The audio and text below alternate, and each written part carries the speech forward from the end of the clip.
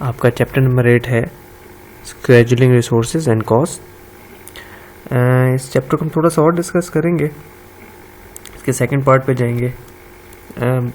कभी कभी ऐसी सिचुएशन होती है जैसे प्रोजेक्ट मैनेजर को मालूम होता है कि उसको इस प्रोजेक्ट में लॉस होगा, बट स्टिल वो उस प्रोजेक्ट को ज़रूर हासिल करता है और उसको अटेम्प्ट करता है, उसको कंप्लीट करता है, इवन तो उसको मालूम होता है कि इसमें उसको लॉस के चांस हैं और उसको लॉस कंफर्म नज़र आ रहा होता है। तो इसकी रीज़न क्या हो सकती है? ऐसी सिचुएशन जिस टाइम आप बिल्कुल नया बिजनेस स्टार्ट कर रहे हो, ठीक है, आपकी कंपनी का जो है वो प्रोफाइल जो है वो बहुत ही वीक हो, उसका पोर्टफोलियो में ऐसा कोई टेस्टिमोनियल्स के तौर पे कुछ भी ना हो, तो ऐसे मौक़ों पे आपको मार्केट में पेनिट्रेट करने के लिए ऐसी सिचुएशंस क्रिएट हो जाती हैं आपके लिए कि आपको जो है ऐसे प्रोजेक्ट्स को एक्वायर करना पड़ जाता होता है जिसमें आपको ऐसा या तो प्रॉफिट नहीं होता या ब्रेक इवन होता है या बिल्कुल ही लॉस होता है उसमें। और ऐसी सिचुएशन में आप जो है वो आपके पास कोई और ऑप्शन नहीं हो सकती कि आप उस वेट करें। इसमें आपको मैं एक दो ऐसी एग्जांपल्स देता हूँ, जैसे कि मेरा अपना एक बिज़नेस था, आपको मालूम है, फ्रीलांसिंग का।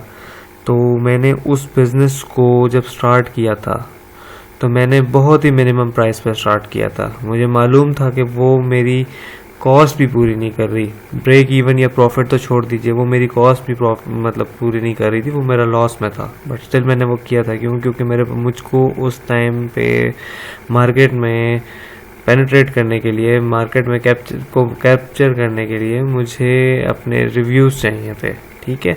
तो उन रिव्यूज़ को हासिल करने के लिए मैंने बहुत ही लो प्राइस पे काम किए थे, कुछ प्रोजेक्ट्स किए थे। ऐसी सिचुएशन थी कि मुझे करना ज़रूरी था। तो आपके पास जब ऐसी सिचुएशन होती है तो आप थोड़े से बाउंड हो जाते हैं कि आपको जो है वो लॉस नज़र आ रहा होता है, एफर्ट ज़्यादा नज़र आ रही होती है, रिटर्न कम नज़र आ रहा होता है, बट स्टिल आप उसको करते हैं। एक और एग्जांपल मैं आपको इस तरह से ये दूंगा कि आपने देखा होगा कि शोरूम्स होते हैं हमारे यहाँ पे जो गाड़ियों के सेल परचेज़ का काम करते हैं। उनमें से फ़र्ज़ करें कि एक शोरूम है वो एक गाड़ी परचेज़ करता है। एग्जाम्पल मैं देता हूँ आपको आजकल की सूज़ो के अभी आपने शायद देखे होंगे, अभी नए जैसे हाइलक्स है टोयोटा का, उस तरह का इनके भी डबल केबन आए हैं, ठीक है। अगर आप उसको देखें पर्सनली तो वो बहुत ही अच्छा है, क्वालिटी वाइज देखें आप उसको, उसका डिज़ाइन, डायनामिक्स, हर चीज़ उसकी बहुत अच्छी है, स्टैंडर्ड बहुत अच्छा उसका मेंटेन किया गया है। अनफॉर्चुनेटली उसकी मार्केट बहुत ज़्यादा नहीं है। अब कोई बंदा उसको परचेज़ करता है, ठीक है, एक शोरूम वाला है उसको परचेज़ करता है। अब उसने फ़र्ज़ करें वो 50 लाख की ली है, मुझे नहीं मालूम उसकी एग्जैक्ट प्राइस है, लेकिन चले हम कह लेते हैं कि 5 मिलियन की उसने लिया है। तो उसने 50 लाख की इन्वेस्टमेंट लगाई उस पर, ठीक हो गया। उसने उसको अपने पास रखा फॉर सेल 10 दिन, 15 दिन, 20 दिन। जब उसने 1 महीना, 1.5 महीना देखा कि वो नहीं बिकी ना, तो फिर अब वो क्या करेगा? वो उसको लॉस में बेचेगा। उसको लॉस में वो क्यों बेचेगा? क्योंकि उसकी एक इन्वेस्टमेंट फंसी हुई है, ठीक है। हो सकता है वो उसी गाड़ी को 45 में बेच दे, ठीक है, उसने 45 लाख में निकाल दी और उसी गाड़ी की जो पेमेंट उसके पास आई 45 लाख की, वो किसी और गाड़ी में इन्वेस्ट कर देता है, लाइक करोला में या टोयोटा में, ठीक हो गया। क्योंकि अगर वो खाली उसी में रखता तो एक तरीके से उसको लॉस ही हो रहा था। उसको वो बाहर खड़ी हुई थी गाड़ी शोरूम पे, डिस्प्ले पे, और वो नहीं बिक रही थी और उसमें उसको सीधा सीधा लॉस नज़र आ रहा था, ठीक है। अब उसने इस तरह जब इसको बेचा लॉस में, तो ये है कि जब वो किसी और चीज़ में इन्वेस्ट करेगा तो किसी और चीज़ में इंशाल्लाह वो फिर प्रॉफिट कमा लेगा, उसका वो कवर हो जाएगा।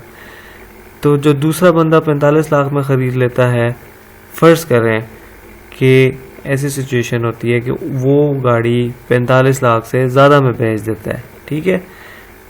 तो यहाँ पे ये सिचुएशन हो जाती है कि बाज़ दफ़ा प्रोजेक्ट उसके लिए गाड़ी ख़रीदना जो फर्स्ट ओनर था उसके लिए तो वो प्रोजेक्ट लॉस में था, लेकिन दूसरे के लिए प्रॉफिट था। तो आपको आइडिया हो गया होगा यहाँ पे कि कुछ सिचुएशंस ऐसी होती हैं कि आपको अपने लॉस के हिसाब से भी काम करना पड़ जाता होता है। फिर इसके बाद हमने डिस्कस किया था क्लासिफिकेशन ऑफ स्केड्यूलिंग प्रॉब्लम। इसमें एक था टाइम कंस्ट्रेंट और एक था रिसोर्स कंस्ट्रेंट। टाइम कंस्ट्रेंट में आपको याद होगा कि बात हुई थी कि इसमें हमारे जो टाइम है ना वो हमारा बाउंडेड होता है, ठीक है, हमें उस टाइम पीरियड में फिनिश करना होता है। रिसोर्सेज हम जो है वो ऐड अप कर सकते होते हैं। यहाँ पे जो बात होती है कि रिसोर्सेज हम ऐड कर सकते होते हैं अपने काम को स्पीड अप करने के लिए, उसमें हमें कुछ ड्रॉबैक्स हैं उसके। अब उसमें ये हो सकता है कि एक चीज़ सप्लाई चेन में पढ़ाई जाती है, टोटल क्वालिटी मैनेजमेंट में भी खास तौर पे पढ़ाई जाती है। TQM एक बहुत अच्छा सब्जेक्ट है, क्वालिटी से रिलेटेड, सर्विसेज हो या मैन्युफैक्चरिंग हो, TQM बहुत ही इंपॉर्टेंट चीज़ होती है। आपने बल्कि देखा भी होगा ISO चीज़ें लिखा हुआ होता है, ISO 9001, 9002, और अब तो उसके नए स्टैंडर्ड्स भी आ गए हैं। तो ये स्टैंडर्ड्स होते हैं क्वालिटी के, ठीक हो गया। अब इसका एक ड्रॉबैक ये है रिसोर्सेज में कि देखिए आप जो है रिसोर्सेज के तौर पे बंदे ज़्यादा हायर कर लेते हैं, ठीक है। अब होगा ये कि अगर तो आप नए बंदे हायर कर रहे हैं तो उसी कैलिबर और उसी स्किल्स के करें जिसके पिछले हैं, ठीक है। नहीं तो क्वालिटी ऑफ वर्क जो है ना वो डिस्टर्ब हो सकती है, ठीक है। इसमें शायद अगर आपको थोड़ी सी क्लियर नहीं हुई चीज़ तो मैं आपको दूसरी एग्जांपल देखें। आपको बाकायदा बताया जाता है कि आप अपना वेंडर चेंज नहीं करेंगे, जैसे आप चीज़ें रॉ मटेरियल ख़रीदते हैं, ठीक है। लाइक मैं आपको एक एग्जांपल देता हूँ, एक कोई फूड चेन है, ठीक है, सेवर की दे देता हूँ। सेवर बेसिकली अपने राइस खुद बनाता है, उसके अपने खेत हैं, लेकिन हम किसी और के देते हैं। फर्ज करने के इसी तरह का कोई एक और कंपनी है जो कि बहुत अच्छी राइस का बिजनेस करती है।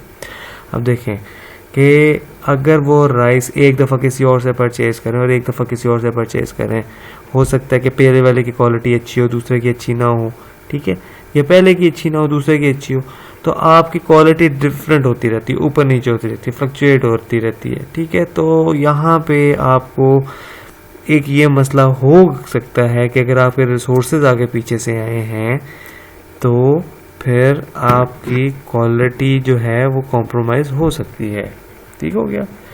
फिर दूसरी बात ये थी कि जी रिसोर्स कंस्ट्रेंट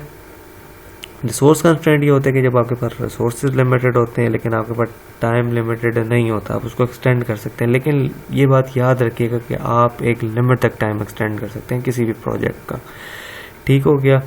बाज़ दफ़ा होता है शेल्फ प्राइस भी होती है, कुछ अरसे चीज़ एक पड़ी रहे फिर वो डिवैल्यू होना स्टार्ट हो जाती है या उसकी प्राइसेस बढ़ सकती हैं, कुछ भी हो सकता है। जैसे आपके पास आपको मालूम होगा आजकल पेट्रोल का जो कोरोना की वजह से इशू चल रहा है, पेट्रोल नहीं बिक रहा, ठीक हो गया। जो उसकी कंजम्पशन थी पहले वो अब नहीं है, ठीक है, उनको स्टोर करने का मसला पड़ रहा है, ठीक है। तो ऐसी सिचुएशन में कुछ अरसे बाद फ्लक्चुएट हो जाती है प्राइस। आपने फर्ज करें किसी एक कंपनी के साथ कहा कि हम आपसे 50,000 सीमेंट बैग्स लेंगे, हमें कोई एक बहुत ही बड़ा मॉल बनाना है, ठीक है। अब जाहिर बात है आपके पास तो नहीं है इतनी बड़ी जगह कि आप इतने सीमेंट की स्टॉक को मेंटेन रखें।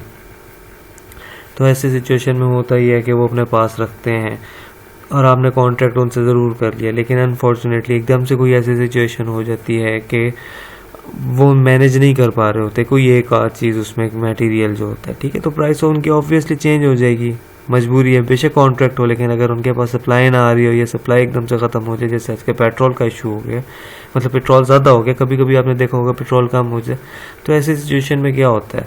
तो यहाँ पे आप एक बात याद रखिएगा कि टाइम आपका ज़रूर हो सकता है कि लिमिटेड ना हो, आप बाउंड ना हो, बट एक लिमिट तक की हो सकता है। उसके बाद फिर वो उस प्रोजेक्ट का नुकसान में कन्वर्ट हो जाता है वो प्रॉफिट से।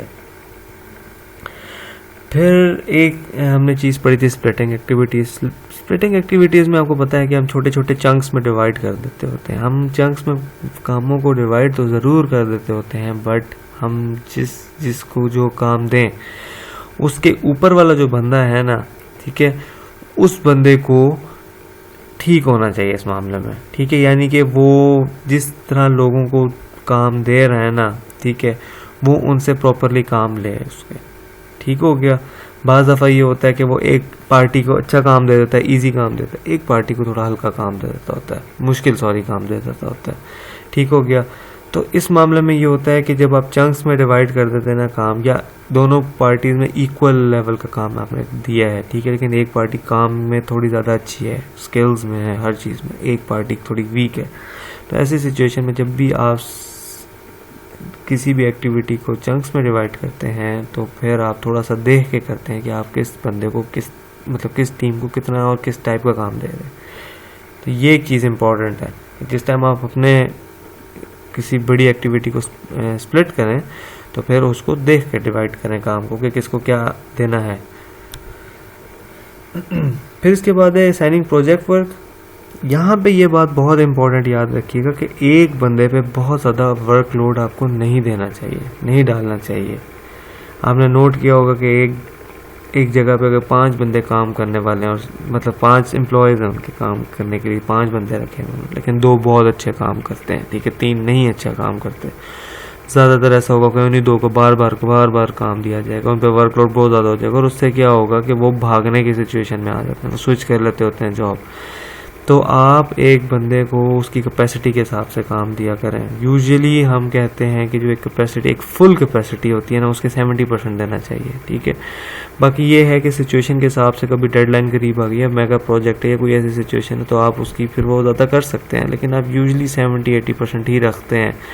एग्जाम्पल आपको मैं मैकेनिकल इक्विपमेंट्स की भी देता हूँ कि जितने भी मैकेनिकल इक्विपमेंट्स और इलेक्ट्रिकल इक्विपमेंट्स हैं, हम उनकी फुल कैपेसिटी पे नहीं उससे काम करवाते, क्योंकि वो ख़राब हो जाए तो फिर उसका मसला होता है। लाइक अगर हम एक ह्यूमन पे ज़्यादा वर्कलोड देते हैं, खुदा ना खासा नर्वस ब्रेकडाउन हो जाती है या कोई ऐसी सिचुएशन हो जाती है, तो ऐसे मौके पे फिर क्या होगा, वो काफ़ी दिनों तक छुट्टियां कर सकता है, घर में रह सकता है, या अगर वो हॉस्पिटलाइज हो जाता है बेचारा, तो फिर क्या होगा कि आपको फिर उसके इंश्योरेंस के पैसे देने पड़ेंगे और कंपनी को देने पड़ेंगे। तो ऐसे सिचुएशन में आप जो है थोड़ा सा देखभाल के काम देते हैं कि एक बंदे को उसकी कैपेसिटी के हिसाब से ही काम देना चाहिए। और मल्टी प्रोजेक्ट्स जो है, इसमें हमें एक अकाउंटेबल बंदा रखना चाहिए, जो एक बंदा है वो अकाउंटेबल हो पूरे प्रोजेक्ट का, ठीक हो गया। प्रोजेक्ट मैनेजर को ऐसा होना चाहिए। लाइक एग्जांपल आपको मैं दूंगा कि PSL जब हो रही थी, PSL में मेरी जो इन्फॉर्मेशन है उसमें वो नजम सेठी साहब ने पूरा का पूरा ऑर्गेनाइज किया था, ओपनिंग से लेके ग्राउंड से लेके हर काम, ठीक है। अब उन्होंने आगे जिनको टास्क असाइन किया था, वो एक बंदा था जो इलेक्ट्रिसिटी का काम कर रहा था, एक बंदा था जो मेंटेनेंस का काम कर रहा था, जो ग्राउंड की मेंटेनेंस थी, एक बंदा था जो हॉस्पिटैलिटी का काम कर रहा था, ठीक हो गया। तो ये सारे एक बंदे ही हैं, अकाउंटेबल हैं, जो रिपोर्ट करेंगे नजम सेठी साहब को, ठीक है। तो ये सारे एक बंदा ही अकाउंटेबल होगा। अगर आप 5 से 6 बंदों को एक ही काम पकड़ा देना अकाउंटेबल, यानी कि सारे फिर सारे एक दूसरे को ब्लेम करना स्टार्ट हो जाते हैं। एक पे कहता है कि वो करेगा, एक दूसरे पे कहता है, और इस तरह से टाइम भी ज़ाया हो जाता है, ठीक है। एक्टिविटीज़ भी इस तरह से डिवाइड नहीं हो पाती, मतलब एक दूसरे पे ब्लेम गेम स्टार्ट हो जाती है। तो ऐसी सिचुएशन में आप याद रखिएगा कि जब भी आप मल्टीपल प्रोजेक्ट्स दें किसी चीज़ का, तो फिर आप एक ही बंदे को अकाउंटेबल ठहराएंगे। बाकी ये है कि इंशाल्लाह हम क्लास में डिस्कस करेंगे। कोई और बात हुई तो आपके जहन में कोई क्वेश्चन हो, कोई क्यूरी हो, आप ज़रूर पूछिए मुझसे, ठीक है। इंशाल्लाह हम इसको मज़ीद फर्दर जो है क्लास डिस्कशन में इसको और बेहतर तरीके से डिफ़ाइन करेंगे इंशाल्लाह। चलिए ठीक है, थैंक यू सो मच, अल्लाह हाफ़िज़।